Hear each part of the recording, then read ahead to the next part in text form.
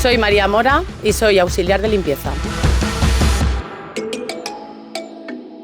¿Cómo María se embarca por primera vez en un barco de Balearia? Porque resulta que yo tenía una vida demasiado cuadriculada y llegó un momento de mi vida que necesité un cambio radical. Entonces, gracias a una conocida que trabajaba en el mundo de los barcos, me animé a hacer los cursos y me llamaron de Balearia y me embarqué en la aventura.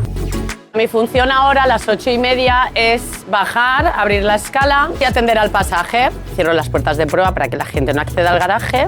Entonces yo repaso los baños para que estén cada travesía limpitos. Me encanta recibir el pasaje, me encanta ayudarles en lo que les haga falta en la travesía.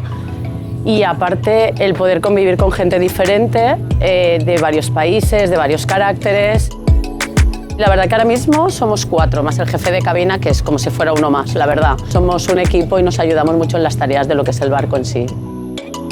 ¿Y qué hace María cuando está desembarcada? Me encanta la playa, caminar por la playa con mi perrita y disfrutar de la amplitud del mar. Y sabes que además, que es que el mar a mí me da la vida. O sea, yo cuando estoy embarcada se me van todos los males. Ha sido un gusto conocerte, María. Lo mismo digo, muchísimas gracias por todo.